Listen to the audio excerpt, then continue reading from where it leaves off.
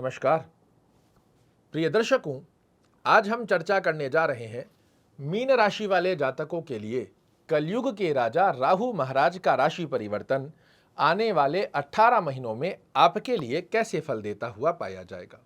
एक ऐसा ग्रह जो ना दिखता है ना इसे कोई पकड़ सकता है, किंतु जब ये चलना प्रारंभ करे तो व्यक्ति के जीवन को पूरी तरीके से हिलाकर रख देता है।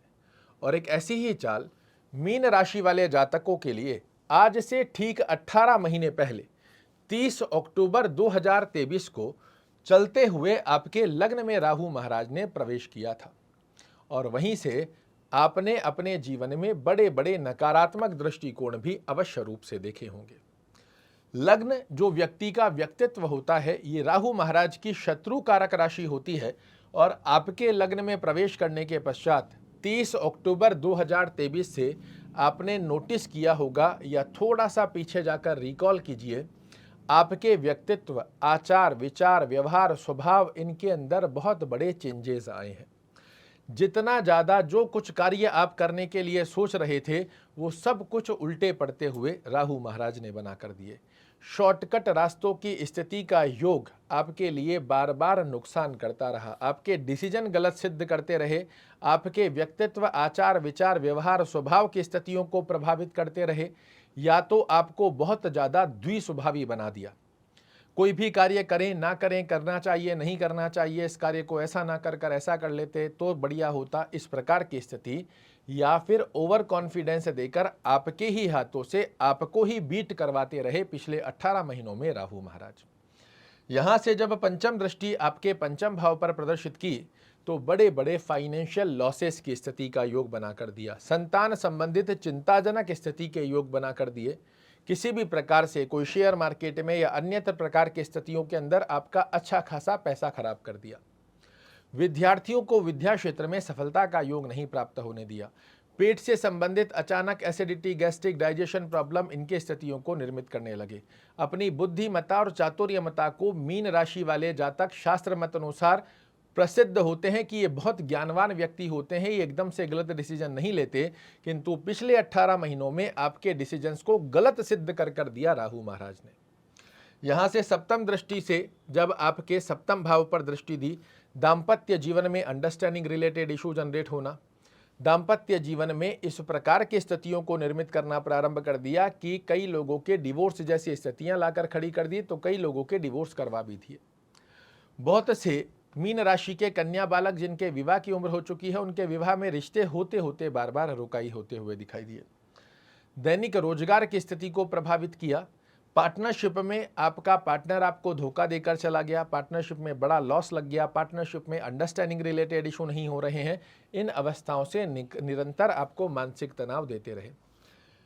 भाग्य स्थान पर दृष्टि देकर पिता के स्वास्थ्य को प्रभावित करना, पिता से अंडरस्टैंडिंग रिलेटेड इशू जनरेट करना, यात्राओं में आपके लिए सफलता का योग ना बनाना और हर कार्य में रुकावटें देते हुए रातों की नींद उड़ाई है पिछले 18 महीनों में राहु महाराज ने। आज से ये आपके लग्न को छोड़ने जा रहे हैं और अब प्रवेश करेंगे आपकी कुंडली के द्वादश भाव में।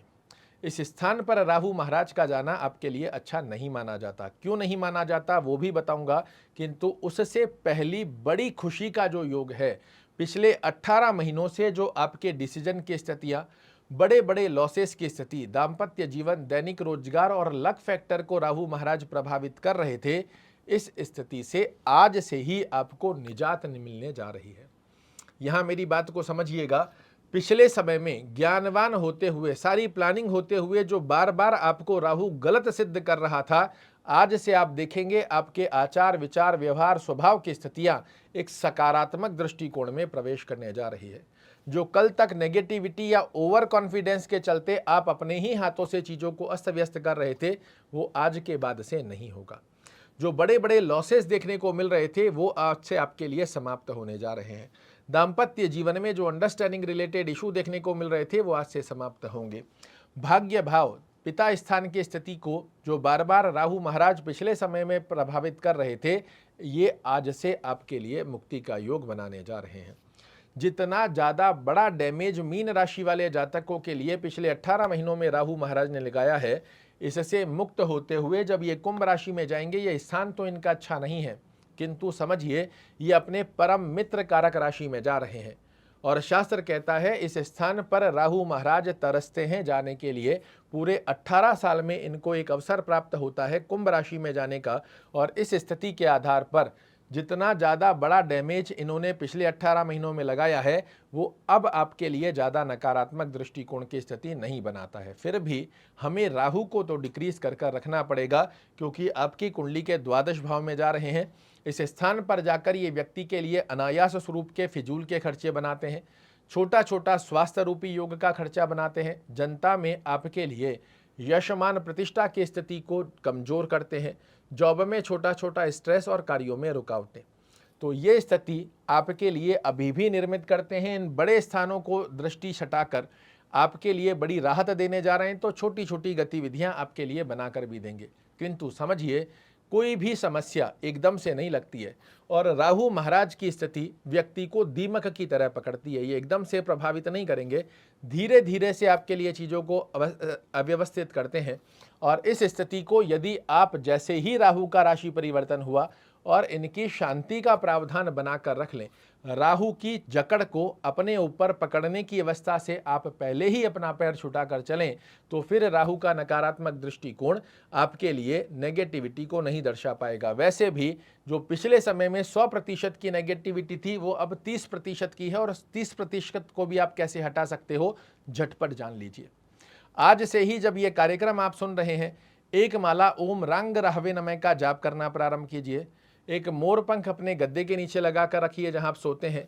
2 बैंगन और थोड़ी सी राई जिसे आप सब्जी में डालते हो, इसे हर शनिवार घर के आसपास में कोई महादेव का मंदिर हो वहां अर्पित करना बहुत अच्छा है। इसमें और अच्छी अवस्था का योग चाह रहे हैं तो चींटियों को आटा डालना प्रारंभ कीजिए। आटा डालने से जो चींटियां भोजन करती हैं ये योगिनी भोजन होता है, और योगिनी भोजन से राहु महाराज के नकारात्मक दृष्टिकोण की स्थितियां आपके लिए समाप्त होती हैं। घर में बंद घड़ियां नहीं रखेंगे, खराब इलेक्ट्रॉनिक प्रोडक्ट नहीं रखेंगे, पंखों के ऊपर अलमीरास के ऊपर धूल धपाट मच रही है, ऐसी स्थितियों से बचिए। राहु का जाप कीजिए, महादेव की आराधना कीजिए। एक ही कामना महादेव को, जब ये बैंगन और राई रखेंगे महादेव के समीप में, एक ही कामना करनी है कि राहु महाराज का नकारात्मक दृष्टिकोण हमें देखने को ना मिले। क्योंकि एक अवस्था में मैंने कुछ समय पहले ही आपको एक कार्यक्रम बना कर दिया था, एक स्थिति में राहु महाराज आपके लग्न से हट रहे हैं, आपके व्यक्तित्व की स्थितियों को बड़ा सुंदर बना देंगे। दूसरी अवस्था के अंदर शनि महाराज का दूसरा चरण आपके लिए काफ़ी स्मूथनेस बना हुआ है, और आपकी कुंडली का बाहुबली देवगुरु बृहस्पति अब आपके केंद्र में आ गए हैं। तो ये वो समय आया है जहां अपने आचार विचार व्यवहार स्वभाव थॉट प्रोसेस को चेंज करते हुए जब आप आगे बढ़ोगे तो अब आपको आगे बढ़ने से कोई नहीं रोक सकता। आशा करता हूँ मेरे द्वारा दी गई ये जानकारी आपको पसंद आएगी। कल फिर से एक नई जानकारी लेकर आपके सामने उपस्थित होऊंगा। तब तक के लिए नमस्कार।